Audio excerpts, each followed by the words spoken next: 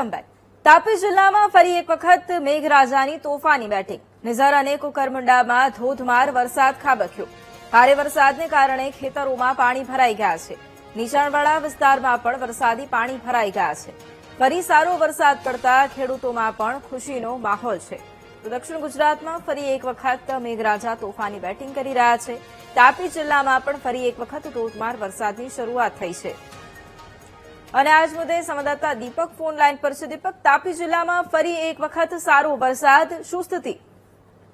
ચોક્કસ મોડી રાત્રિ દરમિયાન તાપી જિલ્લાના ઉચ્છલ, નિઝર તેમજ કુકરમુંડા વિસ્તારમાં ધોધમાર વરસાદ વરસવાને લઈને ખેતરો તેમજ રસ્તાઓ પર પાણી થઈ ગયા હતા। અને વાત કરવામાં આવે તો લાંબા વિરામ બાદ ફરી સારા વરસાદને લઈને એક તરફ પણ ખુશી જોવા મળી રહી હતી। અને ખાસ કરીને વાત કરવામાં આવે તો જે નિઝર અને કુકરમુંડા તાલુકાના જે ગામો છે, આંતરિયાળ ગામો છે, તે તમામ ગામોમાં સારા વરસાદને લઈને સ્થાનિકોમાં પણ એક ખુશીની લહેર જોવા મળી હતી।